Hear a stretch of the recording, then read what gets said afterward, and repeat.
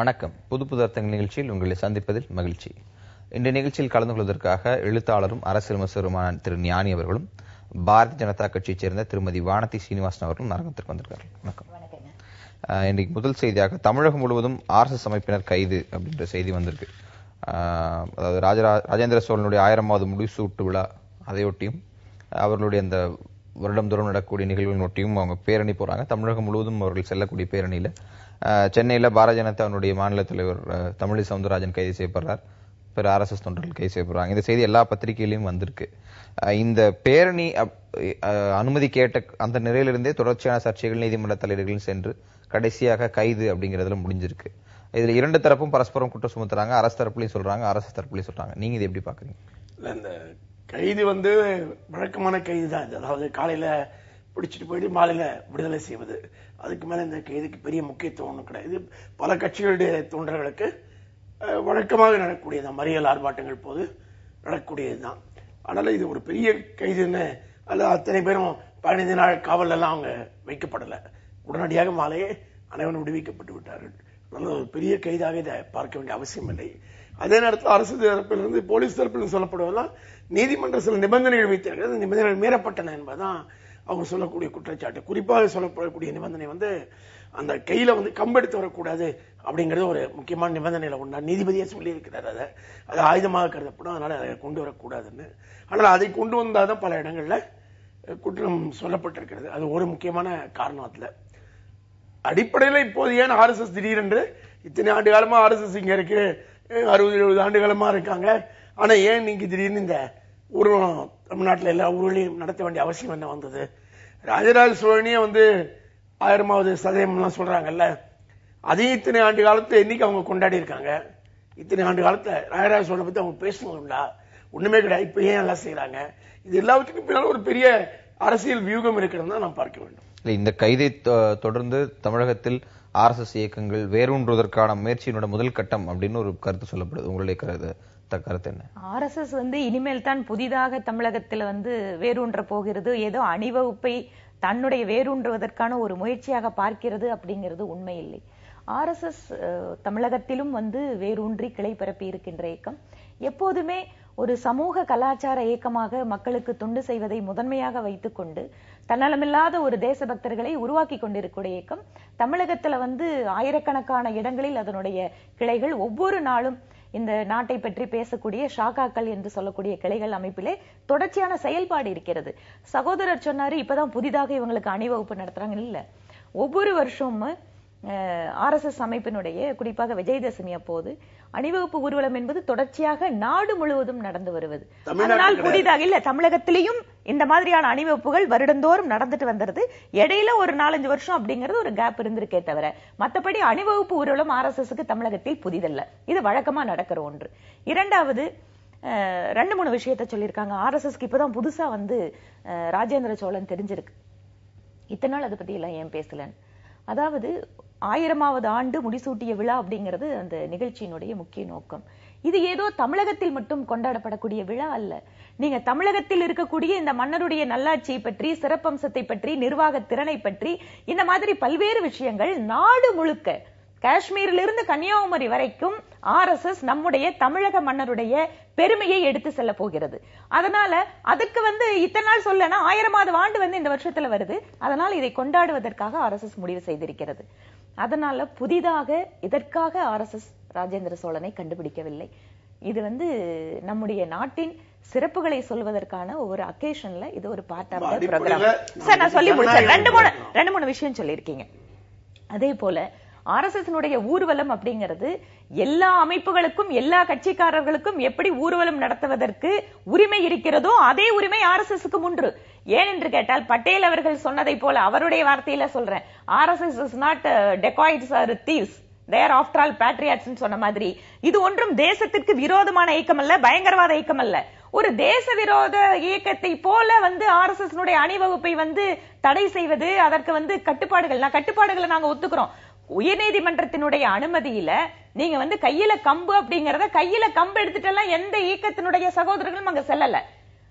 கம்பு எதுவுமே இல்லாமல் வெறும் சீருடையோடு சென்றவர்களை கூட காவல்துறை கைது செய்திருக்கிறது என்றால் அப்ப அவங்களுக்கு தான் இப்ப பயமா இருக்கே தவிர நிச்சயமாக RSS இதை பார்த்து பயப்படுவதற்கு அவசியம் இல்லை. அதே போல ஒரு அமைப்பு ஊர்வலம் போவதற்கும் கட்டுப்பாடுகளோடு, அதாவது அனுமதிக்கப்பட்ட வழியில போகணுங்கிறது மட்டும்தான் நீதிமன்றத்தினுடைய உத்தரவே தவிர சீருடை பற்றி எல்லாம் எதுவுமே சொல்லல. அப்படி இல்லாத போது புதிதாக காவல்துறை அதை கண்டுபிடித்து கைது செய்கிறதுன்னு சொன்னா எந்த இயக்கத்தினுடைய பின்னணி ஒரு ஒழுக்கத்திற்கும் கட்டுப்பாட்டிற்கும் பெயர் போன ஒரு அமைப்பினுடைய ஊர்வலத்தை கூட அமைதியான முறையில் நடத்துவதற்கு கூட இவ்வளவு தூரம் இதை பெரிதாக்க வேண்டுமா? இதற்கு பின்னால் இருக்கக்கூடிய அரசியல் என்னங்கிறது எங்களோட கேள்வி. நீதிபதி தெளிவா சீருடை பற்றி பேசும்போது அரை காக்கி ட்ரவுசர் போடுறது தவறு கிடையாது, அதை நம்ம போலீஸ் உடையோட குழப்பிக் கொள்ள மாட்டார்கள் என்ற ஒரு தெளிவா அவர்கள் சார்பான ஒரு கருத்தை நீதிபதி அந்த உத்தரவுல சொல்லி இருக்கிறாரு. ஆனால் அது சொல்லுகிற அதே நீதிபதி தான் அதே உத்தரவுல என்ன சொல்லி இருக்கிறார், கம்பு எடுத்துக்கொண்டு போக கூடாது என்று ஒரு விதி அவர் சொல்லி இருக்கிறார். எடுத்துக்கொண்டு போகவில்லை என்பது இவர்களுடைய வாதம். எடுத்துக்கொண்டு போனார் என்பது போலீசுடைய குற்றச்சாட்டு. அந்த அடிப்படையில் தான் அவங்க கைது பண்றாங்க, வழக்கு பதிவு செய்யறாங்க. அப்ப அது வழக்கு பதிவு செஞ்சு அது நிரூபிக்க வேண்டியது அவங்களுடையது. ஆனால் இவங்க குற்றம் சாட்டப்பட்டிருக்கிறது, குற்றத்தை மறுக்கிறாங்க, அவ்வளவுதானே உடைய குற்றச்சாட்டுக்கு அவங்க குற்றம் சாட்டவே முடியாதுன்னு இவங்க சொல்ல முடியாது. இலங்கையில குறிப்பா வடக்கு மாகாண பகுதியில் நடக்கூடிய இந்த தொடர் சிங்களமயமாக்கலுக்கு எதிராக கடுமையாக நாங்கள் போராடி வருகிறோம், முட்டுக்கட்டை போட்டு வருகிறோம் அப்படின்னு வடக்கு மாகாண முதலமைச்சர் விக்னேஸ்வரன் நேற்றைக்கு சென்னையில் நடந்த ஒரு கருத்தரங்கில் அதை பற்றி பேசுறார். அதை மட்டும் இல்லாம அதை தாண்டி பல்வேறு பிரச்சனைகள் அவங்க நாளுக்கு நாள் சந்தித்து வர்றது, ராணுவமயமாக்கல் உள்ளிட்ட விஷயங்களை சொல்லி இறுதியாக ஒரு விஷயத்தை சொல்றாரு, இங்க இருக்கக்கூடியவர்கள் உணர்ச்சி வசப்பட்ட அந்த விவகாரத்தில் பேச வேண்டாம், ஏன்னா நாங்க அங்க ஒரு 1.5 லட்சம் ராணுவ வீரர்களுக்கு மத்தியில் வாழ்ந்து கொண்டிருக்கிறோம் என்பதை ஞாபகம் வைத்துக் கொள்ளுங்கள் அப்படின்னு அந்த இடத்துல ஒரு இடத்துல முடிக்கிறார். அப்ப அவருடைய அந்த வேண்டுகோளை நீங்க எப்படி பாக்குறீங்க? இல்ல, அவர் சொல்றதுல 2 விஷயமே நமக்கு முக்கியமான விஷயம்.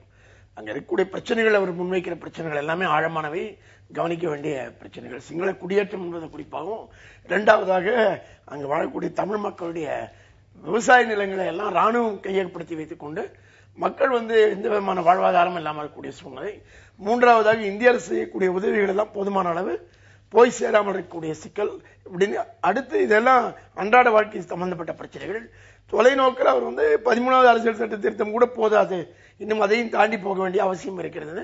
இன்னொரு கருத்து, இத்தனை ஆண்டு காலமா அவர் பேசாத ஆனால் ஒரு முக்கியமான ஒரு கருத்து ஒன்றையும் அவர் முன்வைக்கிறார். இதோடு சேர்த்துதான் நாம் அவர் இரண்டாவது சொன்னை பார்க்கணும்.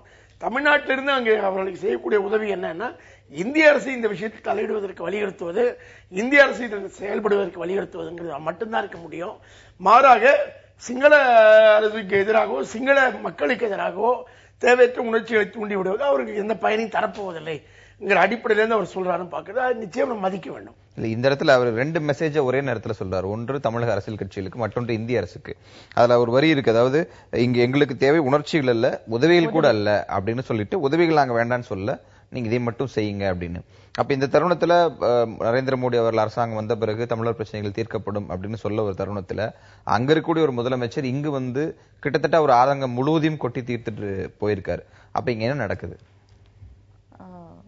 ஒரு பதவியில் இருக்கக்கூடிய, பொறுப்பில் இருக்கக்கூடிய ஒரு நபர், முக்கியமான நபராக, குறிப்பாக தேர்தலுக்கு பின்னால் மக்களால் தேர்ந்தெடுக்கப்பட்ட ஒரு நபர் அந்த நாட்டில் இன்று இருக்கக்கூடிய சூழலை அப்பட்டமாக தன்னோட மனசுல என்ன ஆதங்கம் இருக்கோ அதை அப்படியே அவர் இங்க சொல்றாரு. இதுல சகோதரர் சொல்ற மாதிரி நிறைய பிரச்சனைகளை அவர் இங்க குறிப்பிட்டிருந்தாலும் கூட இந்திய அரசாங்கம் உதவ வேண்டும் அப்படிங்கிற விஷயத்துல அவருக்கு மாற்று கருத்தில், உதவிகள் தேவையில்லை அப்படின்னு சொல்லக்கூடிய அர்த்தத்துல அது வேற ஏதாவது பொதிந்திருக்கான்னு தெரியல. ஆனால் ஒட்டுமொத்தமாக இந்திய அரசாங்கத்தை புறக்கணிக்க வேண்டும் என்று அவர் நினைக்கவில்லை. இந்திய அரசாங்கம் உதவி செய்ய வேண்டும் இந்த விஷயத்துல.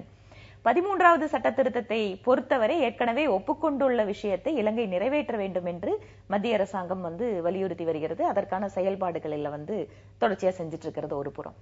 இன்னொரு புறம் இங்க இருக்கக்கூடிய அரசியல் கட்சிகள் உணர்வுபூர்வமாக பேசி இந்த பிரச்சனையை வேறு மாதிரி ஆக்கிவிட வேண்டாம் என்பது, அங்க இருக்கக்கூடிய ஒரு தேர்ந்தெடுக்கப்பட்ட ஒரு நபர் சொல்கிறார் என்றால் அதை தமிழகத்தினுடைய அரசியல் கட்சிகள் எடுத்துக்கொள்ள வேண்டும் என்பது எங்களுடைய கோரிக்கை. அங்க இருக்கக்கூடிய ராணுவமயமாக்கல் இருந்து, நிலத்திலிருந்து அகதிகளாக இருப்பவர்கள் கூட திரும்பி இந்த நாட்டிற்கு வரும்போது அவர்களுக்கான இடத்தை கொடுக்க முடியாத ஒரு சூழ்நிலை இருப்பதை அப்பட்டமாக வெளிப்படையாக ஒப்புக்கொண்டிருக்கிறார் ஒரு மாகாணத்தினுடைய முதல்வர். அது மட்டுமல்ல, பிரதம செயலாளர் ஒரு அதிபருடைய ஆளாக இருந்து கொண்டு செய்வதனால் எங்களால் நிறைய விஷயத்தை பண்ண முடியல அப்படிங்கும் போது இதை 2 விதமா பாருங்க. ஒன்று, இந்தியா இந்த விஷயத்தில் எப்படி உதவி செய்ய முடியும், அதற்கான நெருக்குதலை எப்படி கொடுக்க முடியும்? அதே போல அவர் அந்த நாட்டிற்கு உள்ளாக இருக்கக்கூடிய அவர்களுடைய அமைப்புகள் சம்பந்தப்பட்ட அதிகாரங்களில் இதில் இந்தியா நேரடியாக எந்த அளவுக்கு உதவி செய்ய முடியும்? இதற்கு அங்க இருக்கக்கூடிய மக்களுடைய ஆதரவு, அங்க இருக்கக்கூடிய ஒரு அழுத்தம், இதெல்லாம் சேர்ந்து செய்ய வேண்டியதா இருக்கு. அப்போ ஒரு நிரந்தரமான தீர்வை நோக்கி நகர்வதற்கு ரெண்டு பக்கமுமே இருக்கு. இந்த இடத்துல 13வது அரசியல் சட்டத்தினுடைய திருத்தம், அதை நீங்க 13++ஓட அமல்படுத்துறது, இதெல்லாம் தாண்டி இவர் புதிதாக இன்றைக்கு முன்வைக்கக்கூடிய கோரிக்கையில இந்தியா போன்ற ஒரு நாடு எந்த அளவுக்கு உள் புகுந்து அவர்கள் அரசியலமைப்பு சட்ட மாற்றம் வரைக்கும் உதவிட முடியும்னு நினைக்கிறீங்க? இல்ல, அதுல அதிகாரப்பூர்வமா முடியாது. ஆனால் நடைமுறையில ராஜபக்ஷ அரசாங்கத்துக்கு பல நெருக்கடிகளை தர முடியும், பல அழுத்தங்களை தர முடியும். அது நேரடியாகவும் மறைமுகமாகவும் பல அழுத்தங்களை தர முடியும். ஆனால் அங்க அவர்கள் சொல்ற அடிப்படை விஷயம் அந்த ஒற்றை ஆட்சி முறை, யூனிட்டரி கவர்மெண்ட் இருக்கு இல்லையா, அந்த முறை மாற்றப்பட வேண்டும் பற்றி தான் பேச்சு. ஆனால் அதை பற்றி சிங்களவர்கள் மத்தியிலேயும் கூட மாற்று கருத்தும் ராஜபக்ஷ அரசு கிட்ட இருக்கக்கூடிய இந்த அதிகாரம் மிக கூடுதலான சர்வாதிகாரமாக போய் கொண்டிருக்கிறது, மாற வேண்டும் என்று அங்கேயும் ஒரு கருத்து இருக்கிறது நாம் பார்க்க வேண்டும். அந்த கருத்தை வலுப்படுத்துவதற்கு இந்திய அரசு வேலை செய்ய வேண்டும். சிங்களவர்கள் மத்தியிலே அந்த கருத்தை வலுப்படுத்துவதற்கு இந்திய அரசு வேலை செய்ய முடியும்.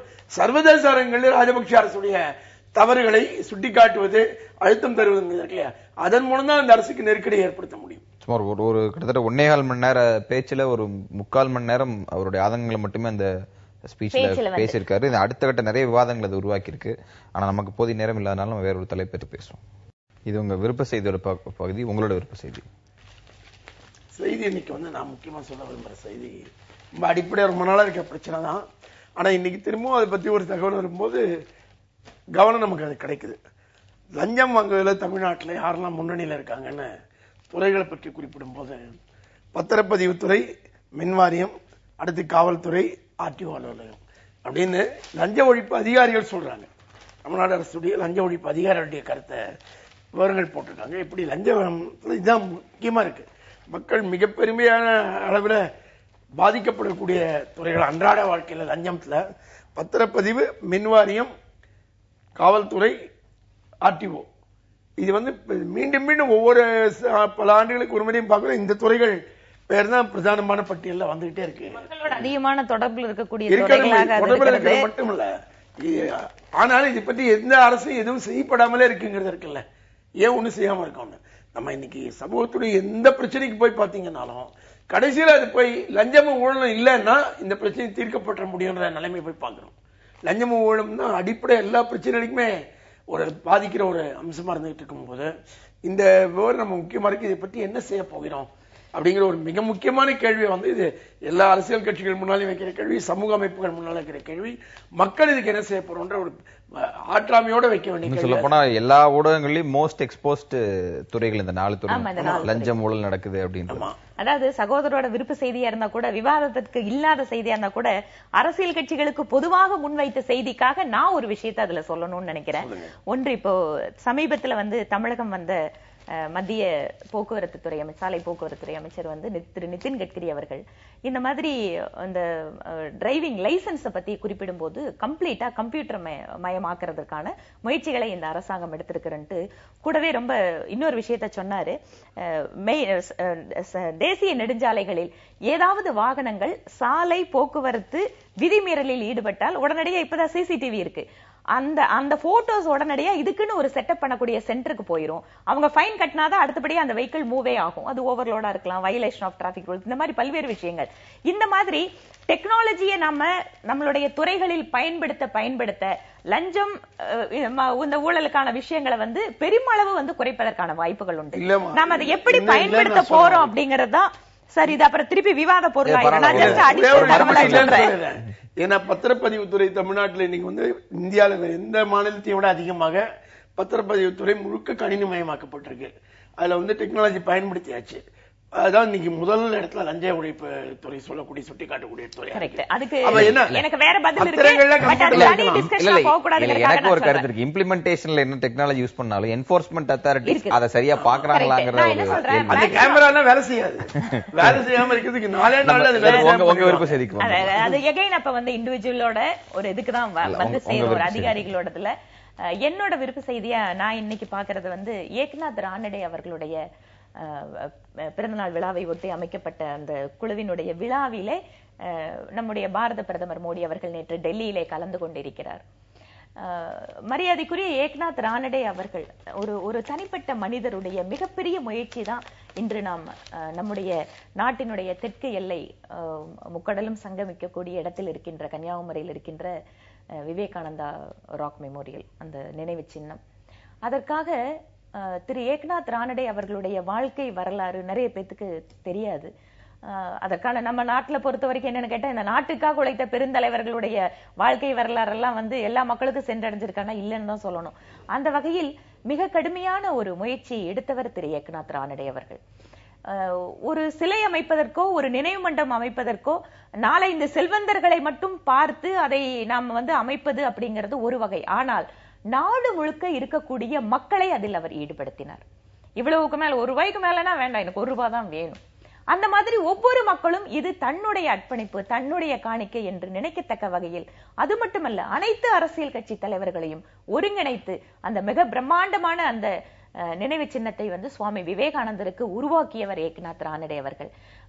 அவர் அதை சொல்லும் போது அவருடைய வாழ்க்கை வரலாறு, அவரும் RSS உருவாக்கிய ஒரு தலைவர் திரு ஏக்நாத் ரானடே அவர்கள்.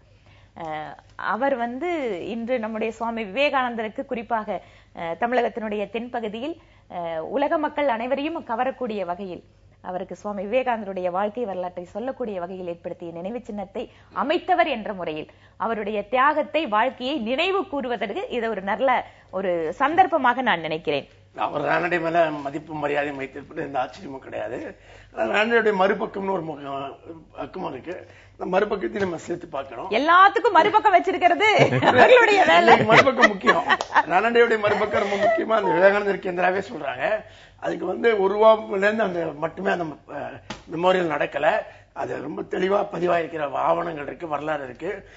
ஏராளமான இந்திய அரசும் மாநில அரசுகளும் பல்வேறு மாநில அரசுகளும் அன்றைக்கு தமிழ்நாடு அரசு உட்பட உதவி செய்தார்கள். நான் இல்லைன்னு சொல்லல, ஆனால் பெருவாரியான படத்தொகை உதவி கொடுத்து செய்யப்பட்டது. ஆனால் அப்படி அரசு உதவிகள் எல்லாம் பெற்றுக்கொண்டு அமைக்கப்பட்ட அமைப்பு பொது அமைப்பாக இல்லை, அது முழுக்க RSS உடைய அமைப்பாக கேந்திரமாகத்தான் அது சகோதரரை விவேகானந்த கேந்திராவில் பங்கேற்க நாங்கள் அழைப்பு விடுக்கிறோம். தாராளமா வேலை செய்யலாம். பதிவிலிருந்து பொது அமைப்பாக அது ஆக்கப்படவில்லை. அது முற்றிலும் அந்த அரசு உதவியை பெற்றுக்கொண்டு தனியான அரசு அமைப்பாக இருக்கிறது. அந்த அமைப்பு அங்கு உருவான பிறகுதான் கன்னியாகுமரியில முதல் மத கலவரமே, மண்டைக்காடு கலவரமே, இதன் பிறகுதான் மண்டைக்காடு மத கலவரமே உருவானது என்பதும் இதை பற்றி விசாரித்த விசாரணை கமிஷன் குறிப்பில் எழுதியிருக்கூடிய மூன்றாவது செய்தி. ரானடே தான் யாருக்கு ஆதர்சமாக இருந்தார் என்பதை மிக அண்மையில கைதாகி இப்பதான் ஜாமீன்ல வெளியே வந்திருக்கக்கூடிய காவி பயங்கரவாதி என்று சொல்லப்பட்ட சுவாமி அசீமானந்தா வாக்குமூலத்தில் அனைத்திலும் மிக தெளிவாக தன்னை காவி பயங்கரவாதத்தை நோக்கி அந்த திசைக்கு அழைத்து சென்ற லட்சியத்தை நோக்கி அழைத்து சென்ற முக்கியமான புருஷர்கள ரானடே ஒருத்தர் என்று அவர் மிக தெளிவாக நாளைக்கு மிக பயங்கரமான ஒரு கொள்ளைக்காரனாக திருடனாக இருப்பவர் நாளைக்கு நான் ஈக்குவேட் பண்றதுக்காக இது ரெண்டு ஒண்ணுன்னு சொல்ல வர்றதுக்காக சொல்ல ஒரு குற்றம் அதுதான் சொல்றேன். இந்த கம்பாரிசனுக்காக தான் நீங்க இதை சொல்லுவீங்கறதுக்காக தான் முன்னாடியே சொன்ன, இது சம்பந்தப்படுத்த வேண்டாம்.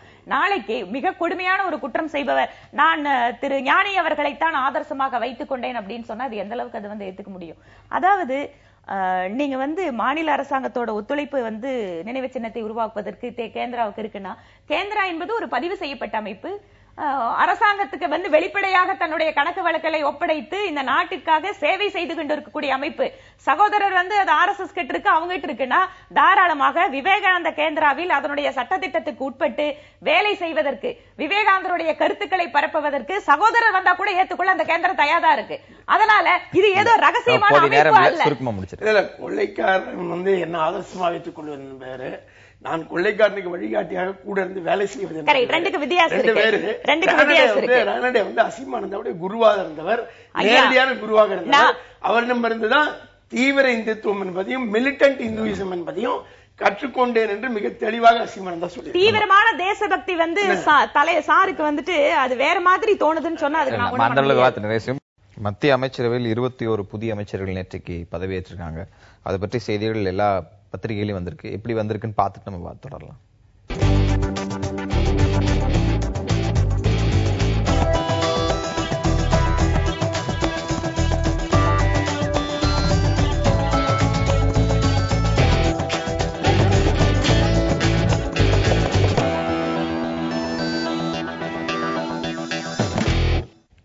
அரசினுடைய அமைச்சரவை விரிவாக்கம் செய்யப்படுவது, புதிய அமைச்சர்கள் வருவது, அமைச்சரவை மாற்றம் என்பது ஒரு சாதாரண நிகழ்வு தான்.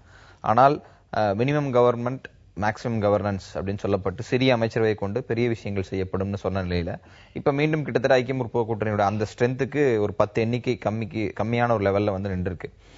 இந்த மாற்றம் எதனால் நிகழ்ந்திருக்கு நினைக்கிறீங்க? இல்ல, இது ஒன்றும் ஆச்சரியம் இல்லை. அவங்க ஏற்கனவே காங்கிரஸுடைய பாலிசிஸ் தான் பிஜேபி ஃபாலோ பண்றாங்க. இன்னும் சொல்ல போனா அதை இன்னும் கூடுதலான தீவிரத்தோட பின்பற்றாங்க. காங்கிரஸ் பிளஸ் இந்துத்துவா தான் பிஜேபி அப்படிங்கிற மாதிரி தான் அவங்களுடைய நடைமுறையிலேயே இருந்துட்டு இருக்கு. அதனால ஆச்சரியம் இல்ல. இன்னும் சில மாதங்களுக்கு பிறகு ஒரு வருடம் கழித்து இன்னும் கூட அவர்கள் அமைச்சரவையை விரிவுபடுத்தக்கூடும், மாற்றக்கூடும். அதுல எனக்கு வந்து ஆச்சரியம் இல்லை.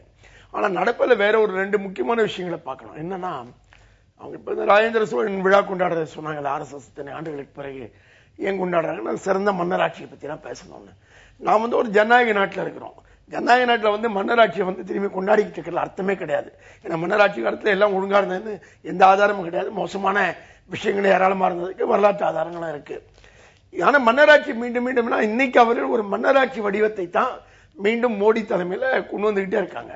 அது வரும்போது அவர் யாரெல்லாம் தனக்கு வேண்டியவர்களை நியமித்துக் கொள்கிறாங்கிற போது முழுக்க முழுக்க நீங்க பார்க்க வேண்டும். இந்த புதிய அமைச்சரவை மாற்றத்திலேயே RSS சேர்ந்தவர்கள் நேரடியாக பதவிகளுக்கு வருவது என்பதை நோக்கி வேற வாஜ்பாய் அரசாங்க காலத்தில் இருந்ததை விட, இதற்கு முன்பு கூட்டணி மந்திரி சபையில் இருந்ததை விட இந்த முறை முதல் முறையாக பகிரங்கமாக RSS அரசியல் அதிகாரத்துக்கு நேரடியாக வருவதற்குல அது நடப்பதை பார்க்கிறோம். அதனால தான் நீங்க அவர் இவ்வளவு பெரிய மெஜாரிட்டி MP பெற்று வந்திருக்கிறாரு. அவர்களிலிருந்து அவருக்கு அமைச்சர்களுக்கு போதுமான ஆட்களை கிடைக்கல. அப்ப கோவால இருக்கிற முதலமைச்சர் ராஜினாமா பண்ணி அவரை ராஜ்யசபா MP ஆக்கி அவரை பதவிக்கு கொண்டு வராங்க. என்ன காரணம்? அவர் RSS உடைய நியமனமா இருக்கிறாரு. RSS உடைய முக்கியமான ஆட்கள் ஒருத்தரா இருக்கிறார் மனோகர். அதனால அவரை கொண்டு வராரு. அதனால இது RSS நேரடியாக அரசியல் அதிகாரத்துக்குள்ள வருவதற்கு மோடி அடுத்து செய்யக்கூடிய விரிவுபடுத்தல் தான் நான் பார்க்கிறேன். இதுல நிர்வாகத்தை தாண்டி திரு ஞானி சொல்லக்கூடிய காரணங்கள் பொதுவான தளத்தில் விமர்சனங்களாக முன்வைக்கப்படுது. உங்களுடைய பதில் என்ன? RSS அமைப்பை வந்து சார்ந்தவர்கள் வந்து அரசாங்கத்தினுடைய பொறுப்புகளுக்கு வரக்கூடாதுன்னெல்லாம் எதுவும் இல்லை. RSS ஒரு பயிற்சி களமாக நாங்கள் பார்க்கிறோம். ஒரு தீவிரமான தேசப்பற்று, இந்த நாட்டிற்காக உழைக்கக்கூடிய மனோபாவம், அர்ப்பணிப்பு மனோபாவம், இந்த மாதிரி பல்வேறு நெறிமுறைகள் இந்த நாட்டினுடைய பிரதமர் மோடி அவர்கள் RSSல இருந்து கற்றுக்கொண்டவர். இதற்கு முன்னால் எங்களுடைய பிரதமராக இருந்த வாஜ்பாய் அவர்கள் RSSல இருந்து வந்தவர். RSS எப்படிப்பட்ட மனிதர்களை, எப்படிப்பட்ட தலைவர்களை இந்த நாட்டிற்கு உருவாக்கி கொடுத்து கொண்டிருக்கிறது என்பதை எங்களுடைய தலைவர்களே சாட்சியாக இருந்து பார்த்து கொண்டிருக்கிறார்கள். திரும்ப திரும்ப ஒரு விஷயத்தை RSS ஏதோ ஒரு தேச விரோத மக்களுக்கு எதிராக இருக்கின்ற இயக்கத்தை போல சகோதரர் சொல்லிட்டு இருக்காரு. ஆனால் இந்த நாட்டிற்கு எவ்வளவு தூரம் ஒரு அர்ப்பணிப்பு மனோபாவத்தோட தலைவர்களை உருவாக்கக்கூடிய, தொண்டர்களை உருவாக்கக்கூடிய மிகப்பெரிய அமைப்பாக நாடு முழுவதும் இருக்கக்கூடிய மக்களுடைய இணைப்புகின்ற சக்தியாக RSS இருக்கிறது. நேரடியா RSSல இருக்கிறவங்க எல்லாம் கவர்மெண்ட்ல வராங்கன்னா, நான் படிக்கிற காலத்துல இருந்து RSSோட அமைப்போட அதனுடைய சித்தாந்தத்தில் தொடர்பு கொண்டு வந்தவர். இந்த மாதிரி இதுக்கு எதுக்காக எக்ஸாம்பிள்னா, பல்வேறு சமயங்களில் பல்வேறு தலைவர்கள் அல்லது தொண்டர்கள் அல்லது ராஜ்யசபா MPக்களாக இருப்பவர்கள், அமைச்சராக இருப்பவர்கள், ஏதோ ஒரு இயக்கத்தில் வேலை செய்தவர்கள் அனைவருக்கும் பொதுவான சித்தாந்தம் என்பது RSS கொடுத்திருப்பது. அதனால நீங்க இவங்க தலைவர் அமைச்சரா வரும்போது இவர் அந்த கேம்ப் போயிருந்தாரு, இவர் அந்த நிகழ்ச்சிக்கு போயிருந்தாருன்னு கணக்கெடுத்து பாத்தீங்கன்னு சொன்னா RSS நிகழ்ச்சிக்கு போகாத ஒரு நபர் கூட அரசாங்கத்தில் இருப்பதற்கு வாய்ப்பு இல்ல. நான் என்ன சொல்றேன், நான் ஒரு விஷயம் சொல்றேன். கல்லூரி பள்ளி படிப்பு காலத்துல இருந்து அதைத்தான் நான் சொல்றேன். RSS பல்வேறு பொறுப்புகள். அது என்ன தவறா? இது என்ன தீவிரவாத இயக்கமா RSS? RSS நிச்சயமாக நான் ரொம்ப தெளிவாவே சொல்றேங்க. RSS சித்தாந்தத்தை பாஜக ஏற்றுக்கொண்டிருக்கிற சித்தாந்தம் இது. ஒரே சங்கத்தினுடைய குடும்பமாக நாங்கள் பார்க்கிறோம். அதனால இது ஏதோ வேறுபடுத்தி அங்கிருந்து இங்கிருந்து வர்றதுன்னு சொன்னா இல்ல. நாங்க என்ன சொல்றோம், நாங்க அதாவது எந்த அடிப்படையில் இந்த நாட்டு மக்களுக்கு உறுதி கொடுத்து நாங்கள் தேர்தலை சந்தித்து ஆட்சி அமைத்திருக்கிறோமோ, நாங்க தேச விரோத காரியத்தில் ஈடுபட்டா சொல்லுங்க. அதை விட்டுட்டு ஏதாவது ஒரு விமர்சனம் அந்த இடத்துல வரக்கூடிய சிம்பிளான கேள்வி திரு ஞானி கேட்ட அதே கேள்விதான். 282 உறுப்பினர்கள் உங்களுக்கு மக்கள் தேர்ந்தெடுத்து அனுப்பும் போது இந்த மக்களால் தேர்ந்தெடுக்கப்படாத ஒரு கோவா முதலமைச்சரை நேரடியாக கொண்டு வந்து அமைச்சரா நியமிக்க போற அளவுக்கு ஆட்கள் பற்றாக்குறை மோடியுடைய அந்த குழுவில் இருக்கா? இல்ல, நான் என்ன சொல்றேன், இப்ப நாம ஒரு நிர்வாகத்தில் இருக்கும் போதே ஒரு குறிப்பிட்ட நபர் இந்த வேலையை இன்னும் திறம்பட செய்ய முடியும், அவருக்கான திறமைகள் அதிகமாக இருக்கிறது. கோவா மாதிரியான ஒரு சிறிய மாநிலத்தின் முதல்வராக இருப்பதை விட நிச்சயமான மனோகர் பாரிக்கர் அவர்கள் நாடு முழுக்க இருக்கக்கூடிய மிகப்பெரிய பொறுப்பினை ஏற்று திறம்பட செய்ய முடியும் என்கின்ற நம்பிக்கை பிரதமர் மோடி அவர்களுக்கு இருக்கிறது. கோவா முதலமைச்சராக சிறப்பாக செயல்பட்டால் டிஃபென்ஸ் மினிஸ்ட்ரி கொடுத்துடலாம். நீங்க அது ஒரு பிரதமருடைய தனிப்பட்ட அதிகாரம் என்பது எல்லாரும் இதுல ஒரு டீமை கொண்டு வரதுக்கான தனிப்பட்ட அதிகாரம் ஒரு பிரதமருக்கு இருக்கா இல்லையா?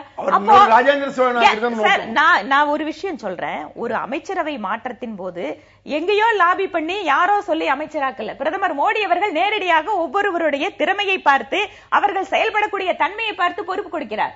நான் ஒரு மாநிலத்தினுடைய முதல்வராக இருந்து சிறப்பாக செயல்பட்டவர், அந்த சேவையை நாடு முழுக்க எடுத்துக்கொள்ள வேண்டும் என்று பிரதமர் நினைப்பது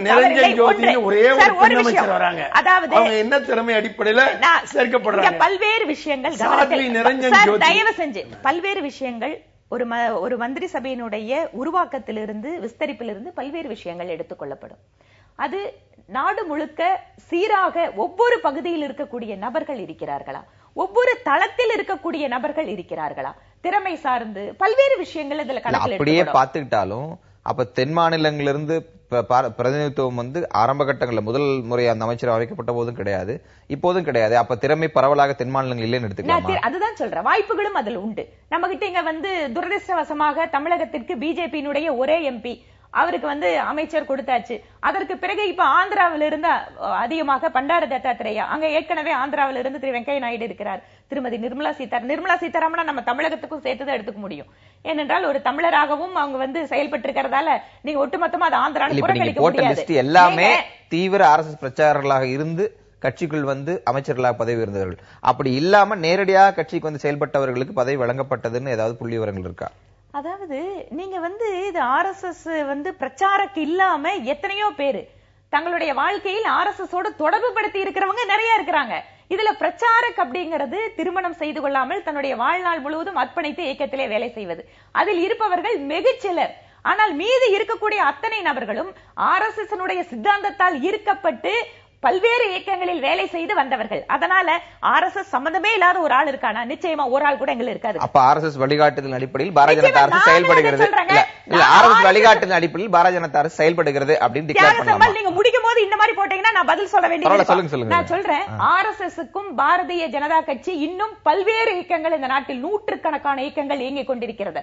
அவர்கள் அனைவருக்கும் ஐடியாலஜி சித்தாந்தம் என்பது ஒன்றுதான். அதாவது யார் யார் அமைச்சரவை அப்படிங்கறத தாண்டி இந்த கவர்னன்ஸ் நம்ம துவக்கத்துல பேச ஆரம்பிச்சோம். ஐக்கிய முற்போக்கு கூட்டத்தில் கிட்டத்தட்ட 71 அமைச்சர்கள் இருந்தாங்க இறுதி காலகட்டங்கள்ல. இப்ப கிட்டத்தட்ட 66 இது நெருங்கி இருக்கு. இந்த கவர்னன்ஸ்க்கு இவ்வளவு தூரம் அமைச்சர்கள் தேவை அப்படின்னு நினைக்கலாமா, இல்ல இந்த புது பேட்டர்ன்லயும் இவ்வளவு தூரம் அமைச்சர்களுடைய அந்த ஒர்க் ஃப்ளோ தேவைப்படுது அப்படின்னு எடுத்துக்கலாமா? எத்தனை அமைச்சர்கள் வேணுங்கிறது ஒரு அரசாங்கத்துடைய நடவடிக்கைகள் விரிவாகிட்டு போகும்போது அமைச்சர்கள் நீங்க தேவைப்படலாம். அது நம்ம ஸ்பெசிபிக்கா ஜாப் ரிக்வயர்மெண்ட் என்ன, ஒவ்வொருத்தருடைய வேலை என்ன அப்படின்ற அடிப்படையில் தான் பார்க்கணும். ஆனால் அந்த அடிப்படையில் பார்க்கணும். ஆனால் தேவையில்லாமல் அமைச்சர்கள் இன்னைக்கு அரசியல் காரணங்களுக்காக போட்டு போறது இருக்கு, அதைத்தான் தவிர்க்கணும்னு நம்ம சொல்ல வேண்டியிருக்கு. ஆனால் இப்ப இவர் அமைச்சர்கள் எடுக்கும்போது என்ன அடிப்படைகள் எடுக்கிறாருங்கிறது இருக்குல்ல, திரும்ப திரும்ப நான் வலியுறுத்த விரும்புற விஷயமே RSS நேரடியாக அரசியல் அதிகாரத்துக்கு வருவதுங்கிறது இந்த முறை தான் நடக்குது. இதுக்கு முன்ன அவங்க RSS காரங்க இருந்தாங்க, எல்லா நேரத்திலயும் இருந்தாங்க. அவங்க சொன்ன மாதிரி RSS உடைய ஒரு அவதாரம் தான் பிஜேபி. தனி இல்ல, பிஜேபி வேறு RSS வேறு அல்ல. என்ன, பிஜேபி RSS உடைய ஒரு முகமூடி. இப்ப முகமூடி தேவையில்லை, நேரடியாக முகமூடியா இல்லன்னு சொன்னா நேரடியா RSS அரசியல நேரடியாக வரக்கூடிய காலகட்டத்தை நோக்கி நம்ம போய்கொண்டிருக்கிறோம். என்ன அந்த காலகட்டத்தை நோக்கி போய்கொண்டிருக்கிறோம். அது ஒன்னும் ஆச்சரியம் இல்ல. என்ன மாற்றம் வந்திருக்குன்னா இந்த முறை ஒரு மிகப்பெரிய தனி மெஜாரிட்டி இருக்கிற காரணத்தினால இப்போது நேரடியாக வந்துவிட வேண்டும் என்று உத்தியை பின்பற்றுகிறார்கள். இதற்கு முன்ன கூட்டணி கட்சிகள் தேவையில் இருக்கக்கூடிய வாஜ்பாய் காலத்தில் முன்னாடி இருந்த போது அடக்கி வாசிப்பதுங்கிற மாதிரி அடக்கி வாசித்தார்கள். அப்போது அணுகுமுறை வேற இருந்தது, இப்போது அணுகுமுறை வேற, நேரடியாக வரார்கள். அதான் இப்ப நீங்க பாருங்க, சாத்வியை கொண்டு வருமா அவங்க எதுக்கு கொண்டு வராங்க? அவங்க எப்படிப்பட்ட சாத்விக்கு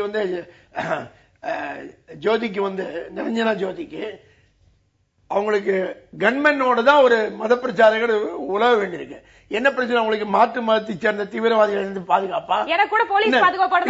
அவங்களுக்கு என்ன, யாரிடமிருந்து பாதுகாப்பு? யாரிடமிருந்து பாதுகாப்பு சொல்லுங்க. இல்லையா, அவங்க கடைசி அவர்கள் மீது எம்பியான உடனே திரும்ப மிக கடுமையான தனதுடைய மன வெறுப்பை தான் சகோதரர் இங்க வெளிக்காட்டி.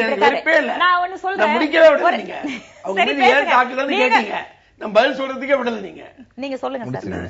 அவங்க மீது ஏன் தாக்குதல்னு தகவலை நீங்களே தெரிஞ்சுக்கணும், உங்களுக்கு தெரியும். எப்படியும் அவங்களை தாக்கினவங்களே இவங்க கட்சியில இருக்கிற இளைஞர் அணிதான். மாற்று மதத்தை சேர்ந்த தீவிரவாதிகளுக்கிட்ட இருந்து அவங்களுக்கு அச்சுறுத்தல் அந்த பயம்லாம் இல்ல. அவங்க எம்பி ஆன உடனே அவங்க மேல தாக்குதல் நடத்தி அவங்க புகார்லயே அவங்களுடைய பிஜேபியுடைய யூத் விங் மேலதான் புகார் கொடுத்திருக்காங்க. அப்ப பிஜேபி யூத் விங்குக்கும் பிரச்சனை இருக்கிற ஒரு மத போதகரை இன்னைக்கு ஒரே பெண் அமைச்சரை புதுசா சேர்த்திருக்காரு உள்ள மோடி. அப்ப என்ன அடிப்படையில் சேர்க்கிறான்னு பாத்தீங்கன்னா முழுக்க முழுக்க RSS உடைய பார்வை தான் இதை செயல்படுது. மனோகர் பாரிக்கர் ஏன் சேர்க்கிறாங்க, RSS க்குள்ள 2 கருத்தாக்கங்கள் எப்போது இருந்திருக்கு அது சகோதரிக்கு தெரியும், ரொம்ப தெளிவா தெரியும். ஒண்ணு சுதேசி பொருளாதாரத்தை வலியுறுத்தி, இப்ப பாவம் அவங்க எல்லாரும் எங்க போயிட்டாங்கன்னு தெரியாம காணாம போயிட்டாங்க. ஏன்னா கார்பரேட் பொருளாதாரத்தை வலியுறுத்துற RSSக்கு தான் முக்கியத்துவம் காட்சி. மனோகர் பாரிக்கர் கார்பரேட் பொருளாதாரத்தை வலியுறுத்தக்கூடிய ஒரு RSS பிரமுகரா இருக்கக்கூடியவர்.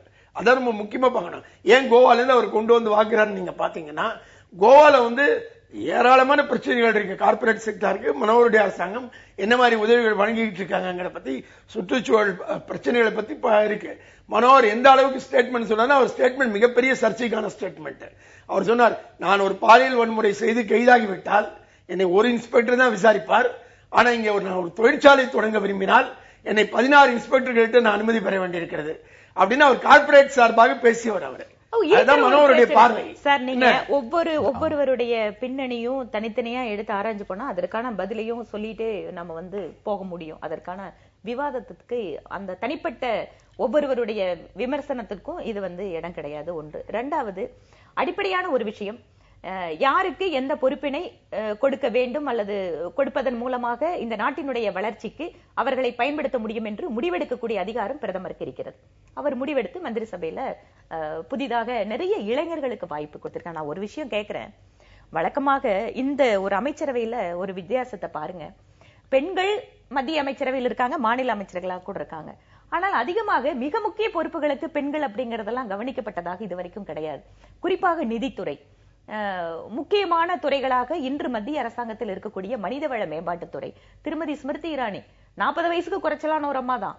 அதே மாதிரி நான் திருப்பி உங்களை மாதிரியான ஒரு எழுத்தாளர் ஒரு தனிப்பட்ட நபருடைய பல்கலைக்கழக சான்றுகளை வைத்துக் கொண்டு மட்டுமே ஒருவருடைய தகுதியும் திறமையும் மதிப்பிட முடியும் நீங்க நினைக்கிறீங்களா? அதை புரிஞ்சுக்கோங்க. இரண்டாவது, கருத்து என்னன்னு தெரிஞ்சுக்காமல நீங்க குறுக்க வராதீங்க. நான் சொல்லி முடிச்சிடுறேன்.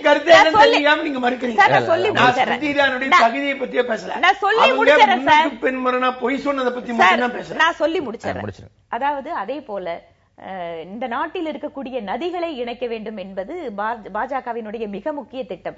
அதற்கு பொறுப்பெடுத்துக் கொண்டிருப்பவர் சாத்வி உமா பாரதி அவர்கள். அதே போல திருமதி நிர்மலா சீதாராமன் நிதி அமைச்சகத்தை திருமதி இந்திரா காந்திக்கு பின்னால இணையமைச்சராக இருந்தாலும் கூட கவனிக்கக்கூடிய பொறுப்பு ஒரு பெண்ணுக்கு கொடுக்கப்பட்டிருக்கிறது.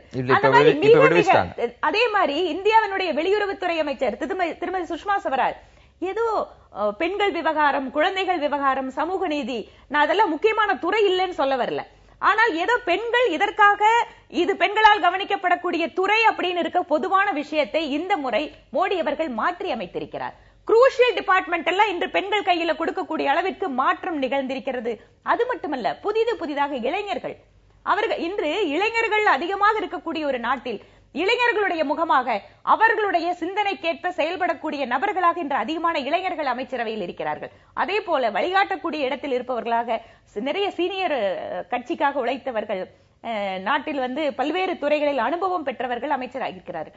ஆனால் ஒரு as a whole ஒரு முழுமையாக மந்திரி சபையிலே ஒரு மாற்றம் என்பது தக்க நேரத்தில் தகுந்த முறையில் செய்யப்பட்டிருக்கிறது என்பதுதான் கருத்து. போதிய நேரம் நிவாத் நிறைவு செய்வோம். நிகழ்ச்சியில் கலந்து கொண்டு காத்திருக்கிறோம். நன்றி. நன்றிங்க. மீண்டும் ஒரு புது நிகழ்ச்சியில் சந்திக்கலாம்.